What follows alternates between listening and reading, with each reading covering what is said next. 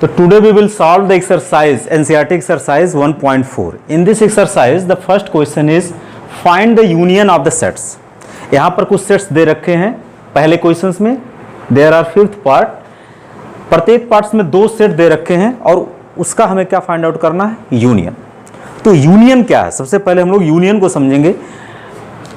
Suppose करते हैं कि एक सेट है ए जो जिसमें कुछ एलिमेंट हैं ए बी सी, और एक दूसरा सेट है बी जिसमें कुछ एलिमेंट हैं जैसे सी डी ई. तो what is the A union B? A union B means this is also a set, this is also a set of all those elements which either in present A set A or in present set B. मतलब यह ऐसे elements का collection है A union B जिसमें या तो A के element रहेंगे या B के एलिमेंट रहेंगे या दोनों एलिमेंट रहेंगे. तो अब देखो यहां पर A में कौन कौन से हैं. तो सबसे बेस्ट तरीका यह है कि इनके कॉमन एलिमेंट चेक कर लो, क्योंकि सेट की ये प्रॉपर्टी है कि किसी सेट में कोई एलिमेंट रिपीट करके नहीं लिखा जाता, एक से अधिक बार नहीं लिखे जाते.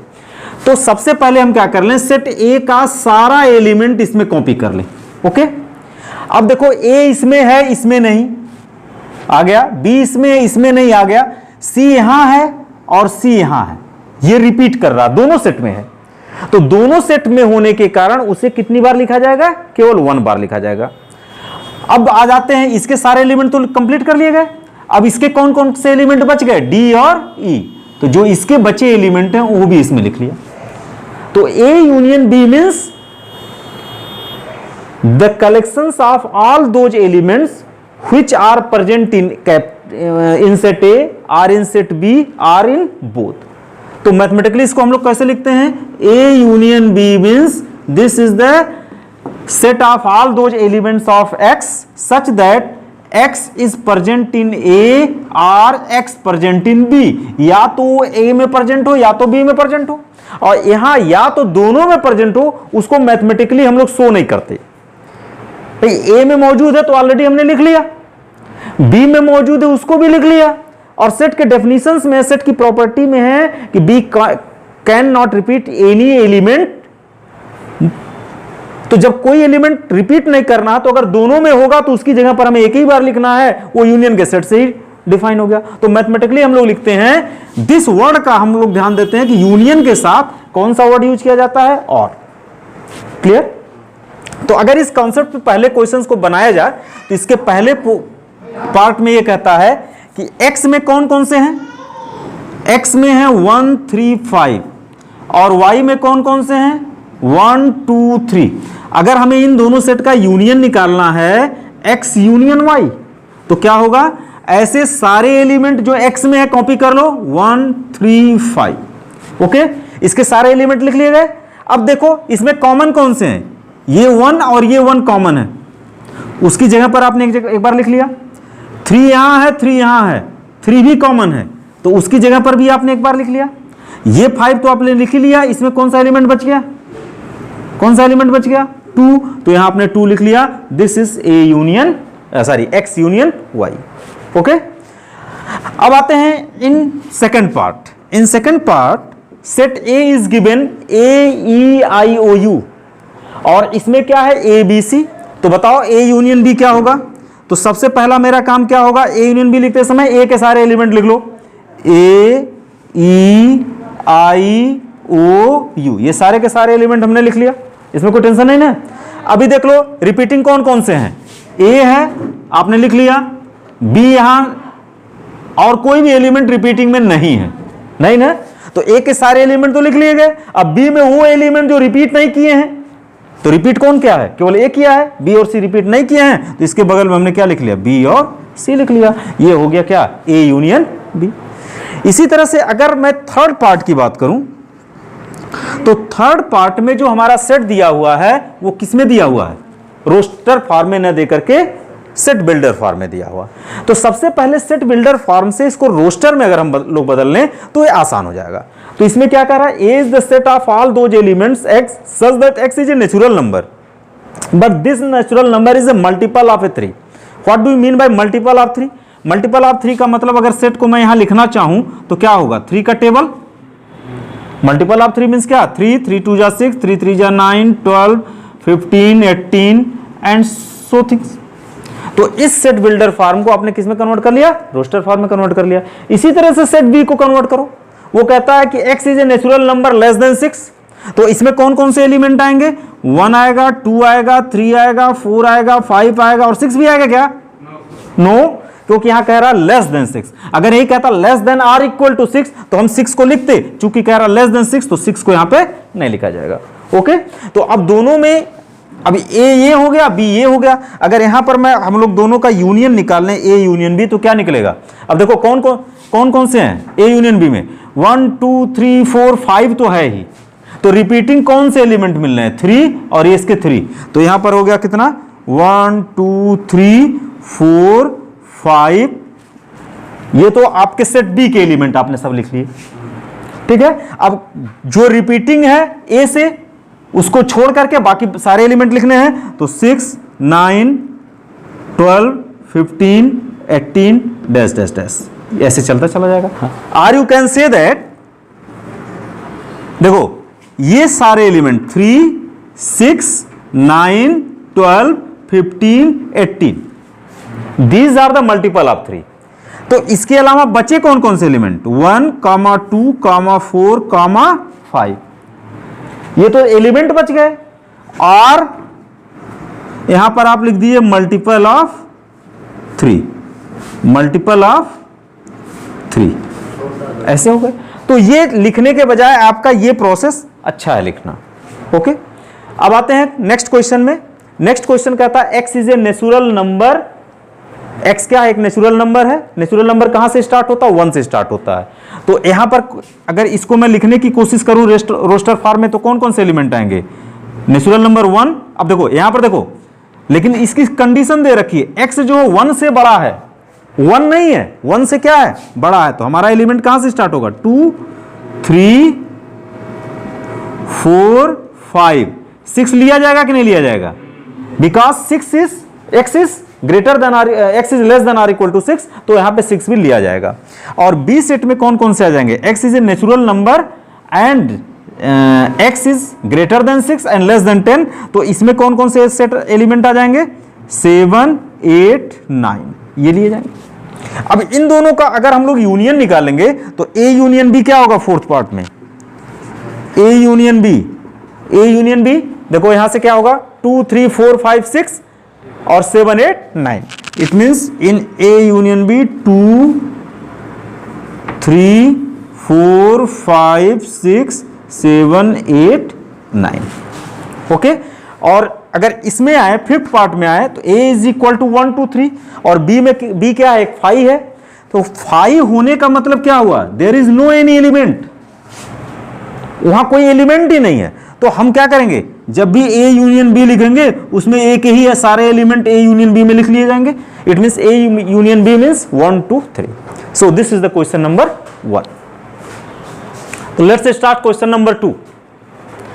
व्हाट इज क्वेश्चन नंबर 2, यहां पे 2 सेट दे रखे हैं। क्वेश्चन नंबर 2 में 2 सेट दे रखे हैं। First is a is equal to ab and b is equal to abc। कहता है each a is the subset of b, then what is the definition of a is the subset of b। a is subset of b का मतलब ये हुआ कि ऐसे element जो a में हैं वो ऑलरेडी b में अगर एग्जिस्ट कर जाते हैं तो ऐसा सेट क्या कहलाएगा, दूसरे का सबसेट कहलाएगा। तो इसके डेफिनेशन क्या है, इसका डेफिनेशन सबसेट का, if each and every element of set A also exist in B then A is called subset of B। यही तो इसका डेफिनेशन है।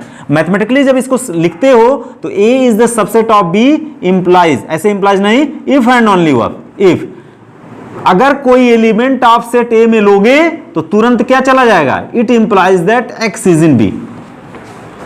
मतलब अगर पहले सेट में लिए, अगर वो दूसरे सेट में भी एग्जिस्ट कर जाता है तो जितने एलिमेंट इसके हैं वो दूसरे सेट में एग्जिस्ट कर गए तो हम कह देंगे ए जो है बी का सबसेट है। तो यहां पर क्या लिखा गया, as you take an element X element of A it's also exist in B. तो अब इन दोनों सेट को देखो, यहां पर ए है तो क्या बी में है, यहां पर बी है ए में तो क्या इसमें है, एस है। It means A in element of A, it also implies that A is element in B, B is also element in A, it also implies that B is element in B. So each and every element of A also exists in B. We can say that A is the subset of B. ये तो कहा जा सकता है। फिर क्या कहा, What is A union B? A union B क्या होगा? A union B, it means collections of all those elements which are present in A or in B और इन बोथ। तो सबसे पहले हम क्या लिखने का तरीका क्या बताया, पहले सेट के सारे एलिमेंट लिख लो। अब जो जो एलिमेंट कॉमन है चेक करो, यहां भी ए है, यहां भी ए, यहां भी, यहां भी, वो तो दोनों हमने जो कॉमन था वो लिख ही लिया। यहां कोई एलिमेंट नहीं बचा, इसका बचा हुआ एलिमेंट जो बच जाए उसको भी यहां लिख लो, A union B. This is the question number 2। Now question number 3, if A and B are the two sets such that A is the subset of B, then what is A union B? आप इसी example को जरा लेके देखो, question number 2 के example को देखो। There are two sets A and B such that each and every element of A also exists in B. Then we can say that A is the subset of B. यहां पर क्या question में कह रहा है, If A and B are the two sets such that A is the subset of B, तो इस questions में आपने प्रूव कर दिया A is the subset of क्या, B है। तो कहता है what is A, then what is A union B? तो बच्चों बताओ what is A union B? Tell me। यहां A union B क्या आया, ABC आया। ABC means what? This is the set B. This is the set B। तो इसका मतलब अगर दो सेट ऐसे सेट हो जिसमें कोई एक दूसरे का सबसेट हो तो उन दोनों का यूनियन क्या होगा, वो बड़ा वाला सेट होगा जिसमें अधिक नंबर वाले एलिमेंट होंगे। कोई एलिमेंट ले लिया, जैसे हमने ले लिया ए ले लिया 1 2 3 4 5, ऐसा ले लिया। एक सेट ले लिया बी इज इक्वल टू 1 2 3 4 5 6 7 8, ऐसा हमने ले लिया। ओके, अब यहां पर देखो 1 है तो यहां भी है, 2 है तो यहां भी है, 3 है तो यहां भी है, 4 है तो यहां भी है, 5 है तो यहां भी है। It means each and every element of set A is also exist in set B, so A is the subset of B. यहां पे A is subset of B हुआ कि नहीं हुआ। और ऐसे कंडीशंस में जब हम इन दोनों का यूनियन लेंगे ए और बी का, तो हमें क्या मिलेगा, सेट क्या मिलेगा, बी मिलेगा, क्योंकि इन दोनों के यूनियन में ए के सारे एलिमेंट तो हमको लेने ही लेने हैं और बी के भी बचे एलिमेंट लेने हैं। तो बी के कौन से एलिमेंट बच गए, 6 7 एंड 8, ये तीनों एलिमेंट बच गए। ये हमें क्या मिला, बी मिला। A union B is B. Clear. चलो now in question number 4 there are 4 sets A B C and D. Okay, and this question have so many part, 7 part, and we want to find out each and every part from these given sets. तो सबसे पहले हमें निकालना ए union B. तो इसमें कुछ आपको homework करने होंगे, तो चलो हम कुछ इसमें करते हैं। ए यूनियन सी निकालते हैं, ठीक, बी यूनियन डी निकालते हैं, और एक 6 पार्ट करते हैं, 3 पार्ट करते हैं। 4th part, 1st 3rd 5th and 7th। Even part मैं सारा कर दे रहा हूं, ऑड नंबर ऑफ पार्ट आप लोग करोगे। ओके, अब देखो ए यूनियन सी निकालना है। ए यूनियन सी, ए कहां पर है, ए बच्चा यहां पर है, 1 2 3 4। तो हमें क्या करने होंगे, ए के सारे एलिमेंट लिख लेने होंगे। ओके, किसके साथ यूनियन निकालना, सी के साथ। सी में आओ, देखो इसके कोई एलिमेंट कॉमन मिल रहे हैं क्या, 1 यहां नहीं, 2 यहां नहीं, 3 यहां नहीं, 4 यहां नहीं, कोई एलिमेंट कॉमन है नहीं, तो रिपीटेशन की बात नहीं आएगी। तो हमें इसके बाद किसके एलिमेंट लिख लेने हैं, 6 के, सी के एलिमेंट लिख लेने हैं, 5 6 7 and 8। Okay, this is A union C, this is the second part. Now fourth part, B union D. तो सबसे पहले किसका एलिमेंट लिख लो? बी का लिख लो। बी में कौन कौन से एलिमेंट हैं? 3 4 5 6, 3 4 5 6 बी में। और डी में कौन कौन से एलिमेंट हैं? Any repeating number is there? कोई एलिमेंट रिपीट कर रहा नहीं। तो जब रिपीट नहीं कर रहा तो डी के सारे एलिमेंट हमें यहां लिखने होंगे, 7 8 9 10, ये हो गया। Okay, now six part. In six part we want to find out A union B union D. Okay, अब देखो इस क्वेश्चन को सॉल्व करने के लिए 3 सेट का यूनियन निकालना है। तो 3 सेट का यूनियन में पहले किसी भी 2 सेट का यूनियन निकाल लो, फिर जो आए उसको दूसरे सेट के साथ कर लो। मेरी बात समझ रहे हो? तो सपोज कर लेते हैं हम इसमें सबसे पहले ए यूनियन बी करेंगे और फिर किसको निकालेंगे? डी के साथ उसका यूनियन निकाल लेंगे। तो अभी देखो A union B, A union B, इन दोनों में देखो ए यूनियन बी, बताओ ए में कौन कौन से सेट हैं? 1 2 3 4, ये तो लिख लेने हैं। अच्छा, कुछ कॉमन मिल रहा है? यहां 3 है, 3 कॉमन मिल रहा, 4 है, 4 कॉमन मिल रहा। तो बी के कौन से एलिमेंट बच गए? 5 और 6, क्योंकि कॉमन वाले एलिमेंट तो आ ही गए। तो यहां कौन कौन सा एलिमेंट बच गया? 5 6। अच्छा, आप इस तरह से एलिमेंट को लिख करके यहां यूनियन कर दीजिए और डी सेट को डायरेक्टली आप यहां रख दीजिए, 7 8 9 10, ऐसे भी लिख सकते हो, कोई दिक्कत नहीं है। ओके, आपने ए यूनियन बी को लिखा, उसके बगल में डी सेट को ही लाके रख दिया। अब इन 2 सेट का यूनियन करना है। अब देखो इसमें क्या है, इसके सारे एलिमेंट तो आपको लिख लेने हैं। पहले सेट का सारा एलिमेंट, पहला काम कॉपी कर लिया करो, इसका टेंशन खत्म। अब देख लो क्या इसके एलिमेंट कोई कॉमन है? तो ना तो इसमें 1 है, ना तो 2 है, ना तो 3 है, ना तो 4 है, ना तो 5 है, ना तो 6 है, कोई एलिमेंट कॉमन है ही नहीं। तो इसके सारे एलिमेंट इसमें आ जाएंगे, और कॉमन होता तो उसको छोड़ करके ले आते। 7 8 9 10। तो मेरे ख्याल से इसके बाद जो ऑड नंबर वाले क्वेश्चन है आप सॉल्व कर सकते हो। Find the intersection of each pair of sets of question 1 above. जो पहला नंबर हम लोग क्वेश्चन की स्टडी किया था, उसमें जो जो सेट्स लिए गए थे उनका इंटरसेक्शन फाइंड आउट करना है। तो फर्स्ट ऑफ ऑल इंटरसेक्शन क्या होता है?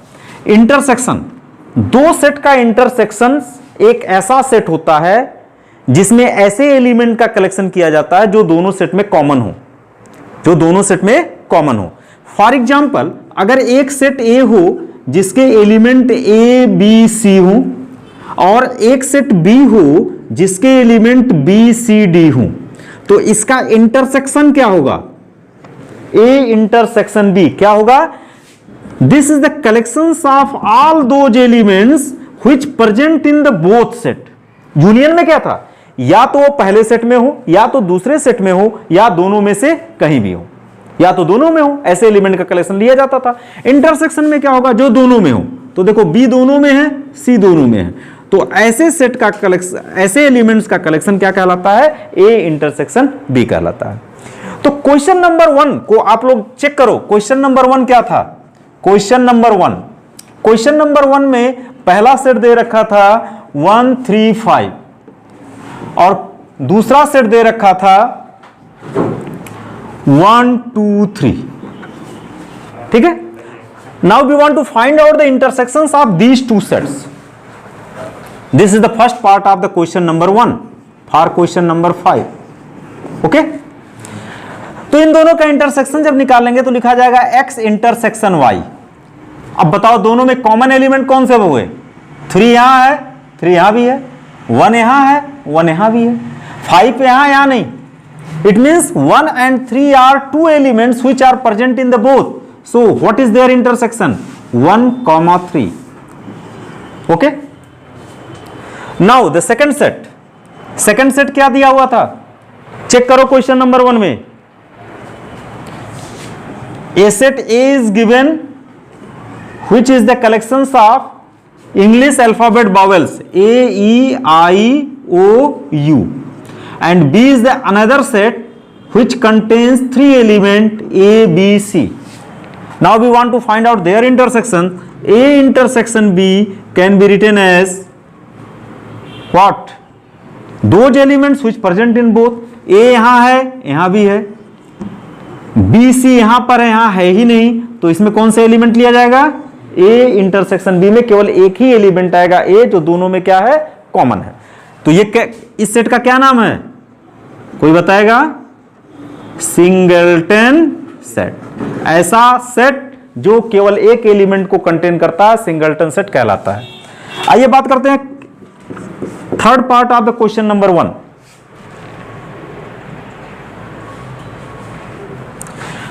Question number third part of 1 is given a set A is given such of all those elements x such that x is a natural number, x is a natural number and multiple of 3 and multiple of 3, and set B is given x such that x is a natural number and less than 6। आइए देखते हैं इस question को। A is the set of all those elements which is a natural number, वो natural number होने चाहिए और multiple of क्या होने चाहिए, 3 होने चाहिए। तो इसमें कौन कौन से सेट आने वाले हैं, कौन कौन से एलिमेंट आने वाले हैं? 3 का मल्टीपल, मतलब क्या आना है, 3, 6, 9, 12, 15 डैश डैश डैश। और इसमें कौन कौन से एलिमेंट आने वाले हैं? ये भी एक नेचुरल नंबर का सेट है जो लेस देन 6 है, तो इसमें एलिमेंट आएंगे 1, 2, 3, 4, 5। ओके, हमें क्या निकालना है, इन दोनों का इंटरसेक्शन निकालना है, तो ए इंटरसेक्शन बी लिखना होगा। तो सोचो ये नेचुरल नंबर चल रहा है जो 6 से लेस है, तो 3 के मल्टीपल में केवल 3 ही कॉमन होने वाला है, केवल 3 ही कॉमन होने वाला है, क्योंकि 3 के मल्टीपल में नेक्स्ट नंबर जो आ रहा 6 और यहां 6 आया नहीं। It means only one element is common in the both cases, so A intersection B is 3। Okay, now in fourth part, a set A is given x such that x is a natural number and x is greater than 1 and less than or equal to 6, whereas set B is given x such that x is a natural number and x is greater than 6 and less than 10। Okay, तो इसमें बताओ कौन कौन से element आ रहे हैं? इसमें ऐसे नेचुरल नंबर है जो 6 से इक्वल और 6 से छोटे होने चाहिए और 1 से बड़े होने चाहिए। तो 1 के बाद आता है 2 नेचुरल, 3, 4, 5 एंड 6। और इसमें कौन कौन से आएंगे? 6 से बड़े, 10 से छोटे, तो आएंगे 3 element 7, 8, 9। Then what is A intersection B is here? हम देखते हैं, चेक करते हैं किसी में कोई कॉमन एलिमेंट मिल रहा, no, there is no any common element, so you get 5, there is no any common element. Part है 6 part. Set A is given that is 1, 2, 3 and B is given 5। 5 means there is no element. What is common in both? बोलो, A intersection B, दोनों में कोई element common मिल रहा, nothing is, so A intersection B is also 5। Okay, clear? Now in question number 6, 4 sets are given A, B, C and D and their 10th part are also given. In the first part we want to find out the intersection of set A and B. It is very easy. Do yourself. B and C, the intersections of B and C, you can do it very easy. But third part is something change. A intersection C intersection D.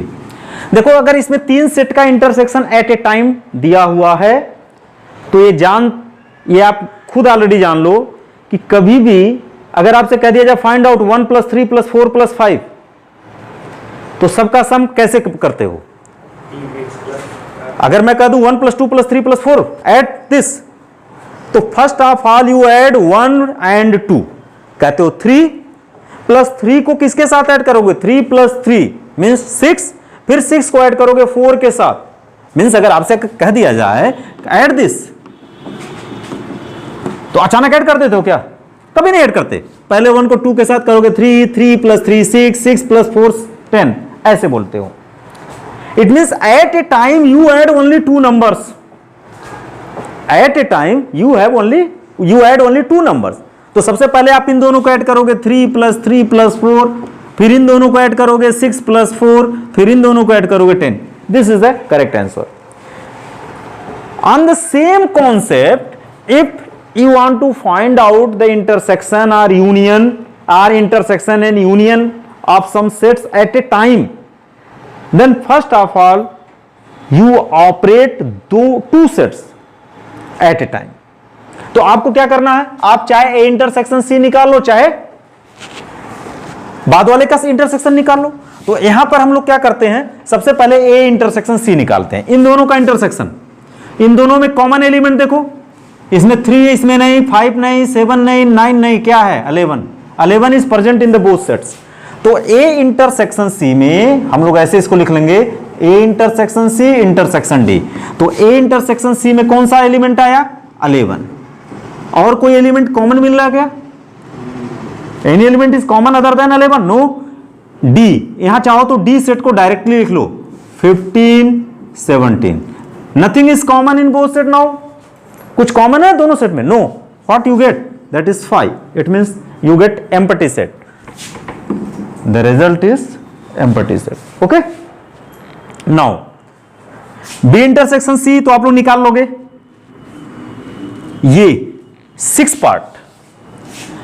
Part is A intersection B union C. अब सबसे पहले यहां क्या करेंगे, हम लोग B और सी का यूनियन निकालेंगे। ओके, तो B और C का यूनियन निकालेंगे, तो B यूनियन C क्या होगा? इन दोनों का यूनियन। इन दोनों का यूनियन जब निकालेंगे तो यहां देखेंगे कौन कौन से एलिमेंट दोनों में मौजूद हैं, 11 और 13। तो पहला सेट हम लिखेंगे यहां पर 7 9 11 13। 11 13 दोनों में मौजूद है, तो उसको रिपीट नहीं करेंगे, लास्ट एलिमेंट लिख लेंगे 15। ठीक है, अब ए सेट को यहां लिखेंगे 3 5 7 9 and 11. This is the set 1A, and we want to find out the intersection of this set with this set, 7 9 11 13 and 15.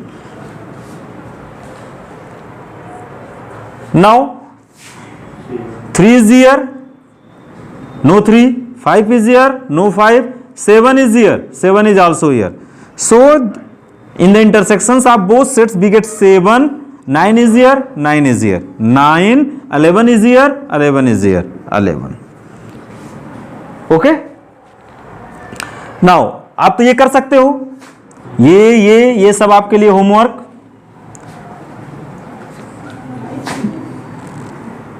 ये सिमिलर है क्वेश्चन नंबर 6 की तरह, ये दोनों आपस में सिमिलर होंगे, ये आप कर डालिए, डू योरसेल्फ। अब 9th और 10th में से कोई एक पार्ट हम लोग सॉल्व करेंगे।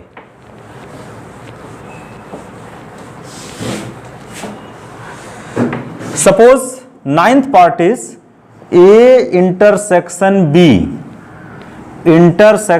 B union C. A intersection B union C. तो सबसे पहले हमें किसका निकालना है? ए का बी के साथ इंटरसेक्शन निकालना है, इन दोनों के साथ। तो tell me what is A intersection B. देखो 7 9 11, these 3 elements are present in the both sets, and what is the meaning of a intersection B? Collections of all those elements which are present in the both. तो यहां पर A intersection B क्या दिख रहा है? 7 9 11। Intersection B union C, इन दोनों का union लिखना है, तो हमें क्या लिखना होगा? B के सारे एलिमेंट लिखो, 7 9 11 13। दोनों में कॉमन एलिमेंट कौन कौन से मिल रहे हैं? 11 13 मिल रहे हैं कि नहीं कॉमन एलिमेंट मिल रहे हैं, बोलो। तो यहां 11 13 रिपीट हो गया, 7 9 उसका लिख लिया, सेट सी का कौन सा एलिमेंट बच गया? 15 बच गया। क्या हुआ? क्या हुआ, खिसक गया क्या? तो क्या कर दिया? दिस अभी भी किया गया। चलो ये लिखने के बाद किया है, चलो कोई बात नहीं, वो एडिट हो जाएगा। तो ये हो गया 7 9 7 9। हाँ चलो, तो B union C it mean 7 9 11 13 and okay. अब हमें क्या निकालना है, इन दोनों का इंटरसेक्शन निकालना है। तो इसका जो एलिमेंट है 7 9 11 और इसमें भी 7 9 11 दोनों में मौजूद है, तो इसका इंटरसेक्शन क्या हो जाएगा 7 9 and 11 okay. On the basis of this concept you can solve that 10th parts.